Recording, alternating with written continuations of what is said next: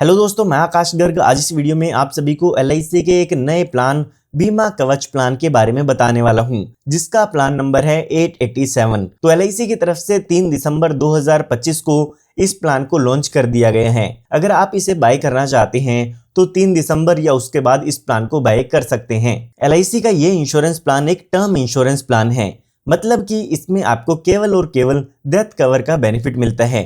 Policy की maturity होने पर यहाँ पर आपको कोई भी पैसा रिटर्न नहीं मिलता है। इस प्लान का सिंपल मोटिव ये है कि आपकी फैमिली को फाइनेंशियल सिक्योरिटी प्रोवाइड करना, इन केस अगर आपके साथ कोई मिसहैपनिंग या आपके साथ डेथ हो जाती है तो उस केस में। लेकिन यहाँ पर अगर पॉलिसी टर्म के दौरान पॉलिसी होल्डर की डेथ नहीं होती है तो उस केस में यहाँ पर पॉलिसी की मैच्योरिटी पर कोई भी अमाउंट रिटर्न नहीं मिलता है। ये टर्म प्लान स्पेशली उन लोगों के लिए है जो कम प्रीमियम पे करके ज्यादा इंश्योरेंस कवर लेना चाहते हैं। साथ ही यहाँ पर इस प्लान में आपको एक बेनिफिट ये भी मिलता है कि यहाँ पर आपको ऑप्शंस मिल जाते हैं चूज करने के लिए। यहाँ पर अगर आप चाहते हैं कि टाइम के साथ साथ आपका जो पॉलिसी का सम एश्योर्ड है वो इंक्रीज होता रहे, तो उस केस में यहाँ पर आपको एक इंक्रीजिंग सम एश्योर्ड का भी ऑप्शन मिल जाता है। और साथ ही यहाँ पर स्मोकर और नॉन स्मोकर की भी अलग अलग कैटेगरी मिल जाती है। जो भी कैटेगरी आप चूज करना चाहे उसके अकॉर्डिंग चूज कर सकते हैं।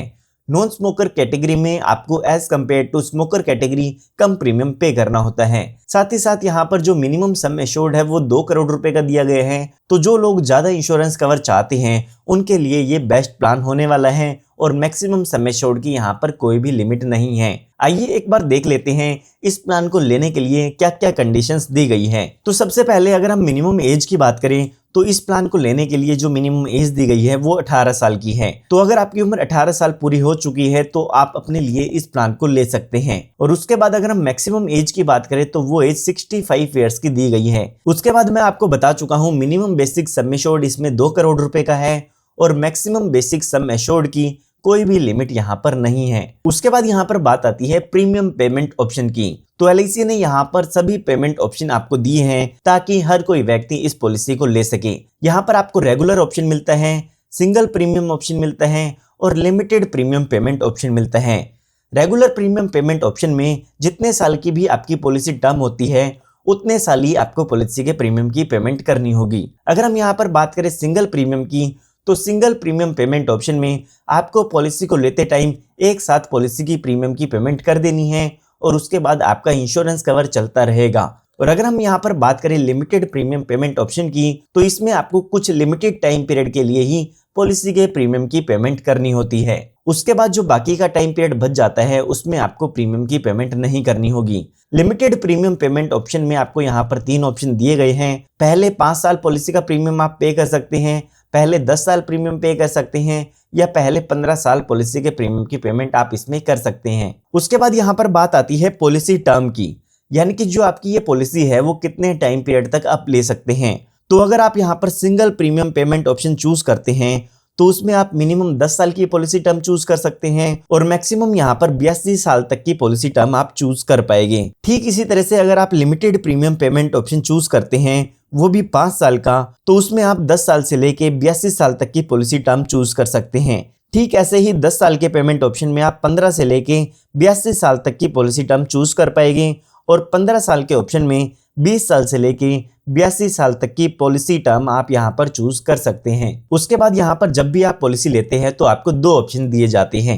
वहां पर आपसे पूछा जाता है कि आप डेथ बेनिफिट ऑप्शन कौन सा लेना चाहते हैं। क्या आप लेवल सम एश्योर्ड लेना चाहते हैं जो कि ऑप्शन 1 है, या फिर आप ऑप्शन 2 इंक्रीजिंग सम एश्योर्ड लेना चाहते हैं। तो यहाँ पर अगर आप level sum assured option choose करते हैं तो आपकी पूरी पॉलिसी टर्म में जो आपका सम एश्योर्ड है वो सेम रहेगा। यानी कि अगर आपने 2 करोड़ रुपए का इंश्योरेंस कवर लिया है तो पूरी पॉलिसी टर्म में आपका जो इंश्योरेंस कवर है वो 2 करोड़ रुपए का ही यहाँ पर रहता है। लेकिन यहाँ पर उसके बाद एलआईसी ने आपको एक दूसरा ऑप्शन भी दिया है जो कि है इंक्रीजिंग सम एश्योर्ड, जिसमें टाइम के साथ साथ यहाँ पर जो आपका सम एश्योर्ड है वो इंक्रीज होता रहेगा। इस ऑप्शन की अगर हम बात करें तो पहले पॉलिसी के 5 साल तक इसमें जो आपका इंश्योरेंस कवर है या सम एश्योर्ड है वो सेम रहता है। 6th ईयर के बाद जो आपका ये सम एश्योर्ड है वो इंक्रीज होता रहता है और हर साल ये आपके बेसिक सम एश्योर्ड का 10% इंक्रीज होता है और ये यहाँ पर 15वें साल तक इंक्रीज होता रहता है हर साल 10% का।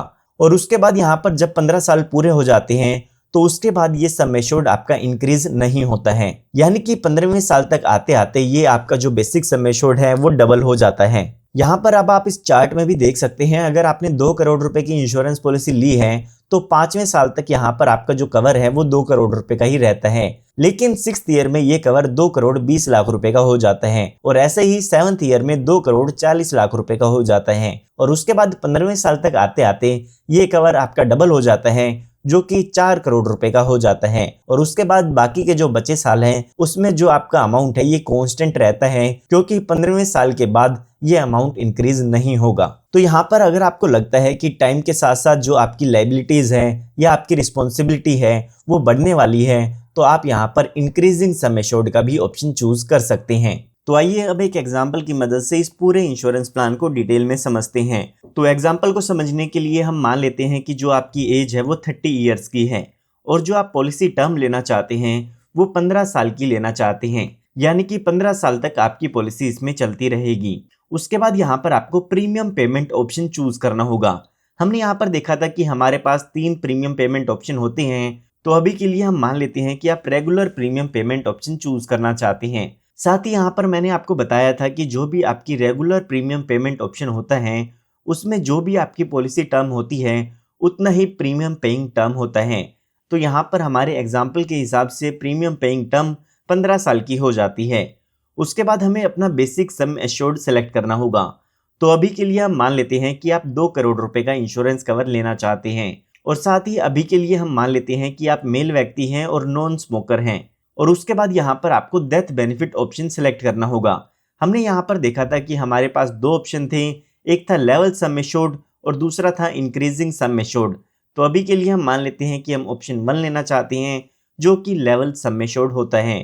तो यहाँ पर हमारे एग्जाम्पल के हिसाब से जो हमारी एज है वो 30 ईयर्स की हो चुकी है। तो यहाँ पर अगर हम इसके प्रीमियम की कैलकुलेशन देखते हैं तो ईयरली यहाँ पर जो हमारा प्रीमियम होगा वो 16,400 रुपये का आ जाता है। अभी यहाँ पर जीएसटी इसमें नहीं है, तो यही प्रीमियम आपको इसमें पे करना होगा। ये प्रीमियम लगातार आपको 15 सालों तक पे करना है। हर साल आपको इस प्रीमियम की पेमेंट करनी होगी। इसके अलावा अगर आप इस प्रीमियम को हाफ ईयरली पे करना चाहे तो वो भी कर सकते हैं।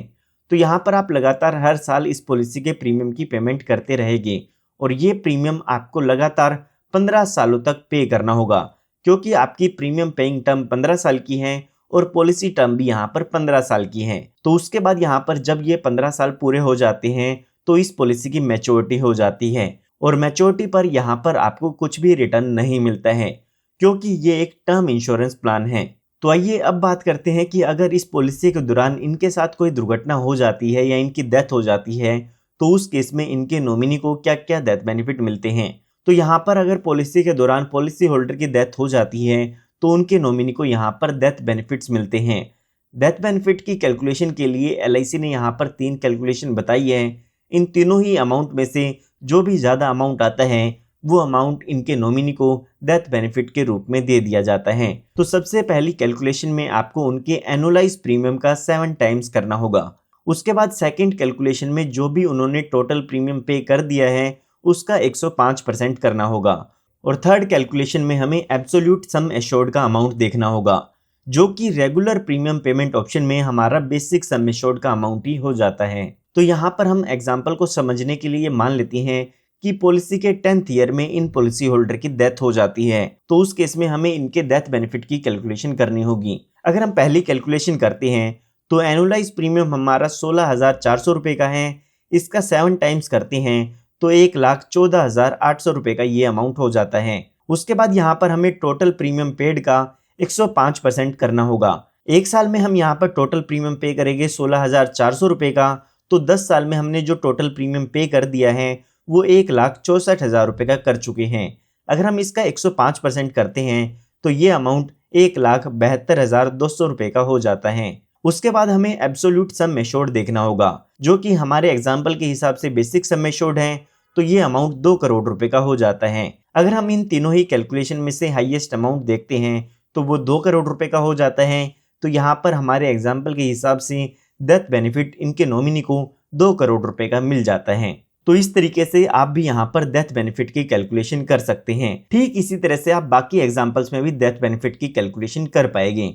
उसके बाद अगर हम इसी एग्जाम्पल को single premium payment mode choose करके लेते हैं तो उस केस में हमें कितना प्रीमियम पे करना होगा और कैसे डेथ बेनिफिट की कैलकुलेशन करनी होगी वो भी आइए जान लेते हैं। तो यहाँ पर अगर सेम एग्जाम्पल में आप सिंगल प्रीमियम मोड चूज करते हैं पेमेंट के लिए तो आपको पॉलिसी की शुरुआत में ही एक साथ पॉलिसी के प्रीमियम की पेमेंट करनी होगी, जो कि हमारे एग्जाम्पल के हिसाब से 1,49,800 रुपये का हो जाता है।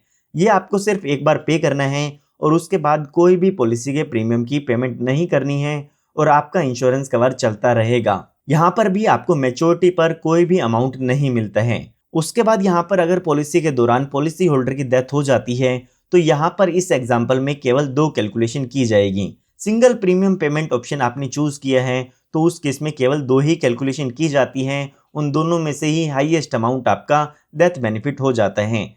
तो यहाँ पर सबसे पहले ऑप्शन में आपको आपके सिंगल प्रीमियम का 125% करना होगा और यहाँ पर दूसरी कैलकुलेशन में एब्सोल्यूट अमाउंट देखा जाता है। तो यहाँ पर भी हम मान लेते हैं कि 10th ईयर में इस पॉलिसी होल्डर की डेथ होती है तो यहाँ पर सबसे पहले आपको जो आपका सिंगल प्रीमियम है 1,49,800 उसका 125% करना होगा, जो कि 1,87,250 रुपये का हो जाता है। उसके बाद एब्सोल्यूट अमाउंट हमारे यहाँ पर बेसिक सम एश्योर्ड ही है जो कि 2 करोड़ रुपए का होगा। तो यहाँ पर भी हमारा जो हाईएस्ट अमाउंट है वो 2 करोड़ रुपए का हो जाता है। तो इस केस में भी जो डेथ बेनिफिट है वो 2 करोड़ रुपए का हो जाएगा। ठीक इसी तरीके से हम लिमिटेड प्रीमियम पेमेंट ऑप्शन की भी बात कर लेते हैं।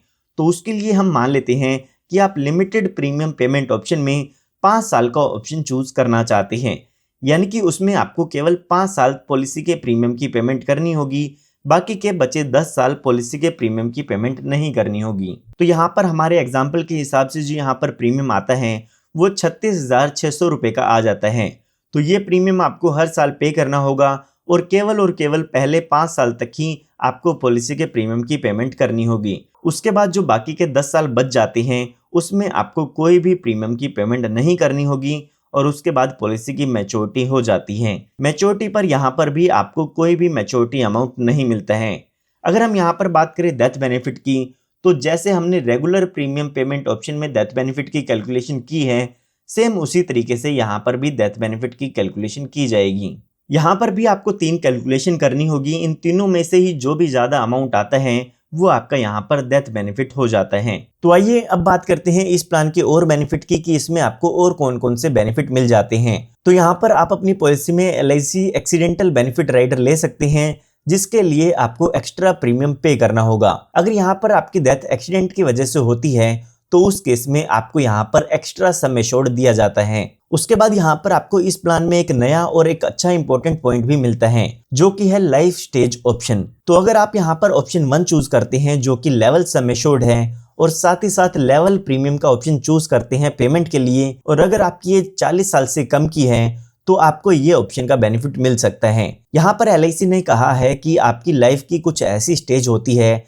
जहाँ पर आपकी रिस्पॉन्सिबिलिटी बढ़ जाती है, जैसे कि मैरिज या आपके चाइल्ड का होना। तो यहाँ पर LIC कहती है कि जब आपकी मैरिज होती है तो उस टाइम पर आप अपने बेसिक सम एश्योर्ड को 50% से इंक्रीज करवा सकते हैं। उसके बाद यहाँ पर आपका फर्स्ट चाइल्ड होता है तो उस टाइम पर भी आपके बेसिक सम एश्योर्ड का 25% अमाउंट आप इंक्रीज करा सकते हैं। इसके अलावा जब आपका सेकंड चाइल्ड होता है उस टाइम पर भी आप अपने सम एश्योर्ड को 25% से इंक्रीज करा सकती हैं। ये यहाँ पर सम एश्योर्ड इंक्रीज आप बिना मेडिकल टेस्ट के ही करा पाएंगे। सिर्फ इनके लिए आपको डॉक्यूमेंट्स को सबमिट करना होगा। ये जो फीचर है वो आपकी फैमिली की रिस्पॉन्सिबिलिटी के हिसाब से आपके प्रोटेक्शन को बढ़ाता है। तो अगर आप इस ऑप्शन को लेना चाहते हैं तो लाइफ स्टेज ऑप्शन आप अपनी पॉलिसी में चूज कर सकते हैं। उसके बाद यहाँ पर स्मोकर और नॉन स्मोकर की कैटेगरी दी गई है। अगर आप यहाँ पर स्मोकिंग करते हैं तो आप इस पॉलिसी को ले सकते हैं और अगर आप एक नॉन स्मोकर है तो भी आप इस पॉलिसी को ले सकते हैं। दोनों ही कैटेगरी में आपको ये प्लान मिल जाता है। स्मोकर कैटेगरी में यहाँ पर आपको थोड़ा एक्स्ट्रा प्रीमियम पे करना होगा। उसके बाद यहाँ पर बात आती है मोड ऑफ पेमेंट की,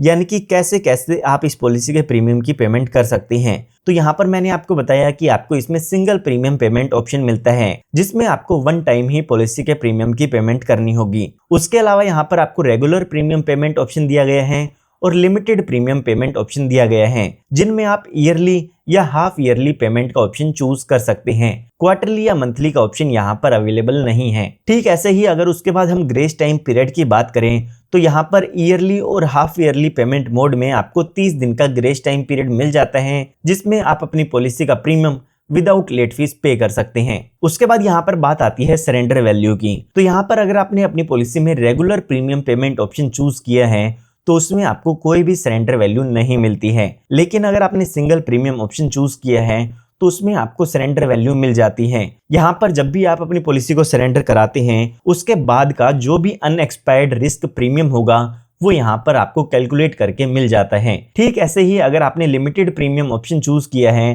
तो उसके भी सरेंडर के टाइम पर जो भी अनएक्सपायर्ड रिस्क प्रीमियम होगा वो LIC की तरफ से आपको मिल जाता है। उसके बाद अगर हम लोन की बात करें तो इस प्लान में आपको कोई भी लोन नहीं मिलता है, क्योंकि ये एक टर्म प्लान है, तो टर्म प्लान में आपको लोन की सुविधा नहीं मिलती है। तो दोस्तों मैं उम्मीद करता हूं कि आपको LIC के प्लान बीमा कवच प्लान की कंप्लीट इंफॉर्मेशन मिल गई होगी। फिर भी अगर आपको कोई डाउट है तो आप मुझसे कमेंट में पूछ सकते हैं। साथ ही साथ जो भी मैंने आपको इलस्ट्रेशन एग्जाम्पल में बताई है, इसको अगर आप डाउनलोड करना चाहते हैं तो आप हमारे टेलीग्राम चैनल से इस फाइल को डाउनलोड भी कर सकते हैं। उम्मीद करता हूं आपको ये वीडियो पसंद आई होगी। पसंद आई है तो इस वीडियो को लाइक ज़रूर कीजिएगा। साथ ही साथ आप हमारे चैनल को सब्सक्राइब कर सकते हैं, क्योंकि इस तरह की लेटेस्ट वीडियोस मैं आप सभी के लिए लाता रहता हूं। धन्यवाद।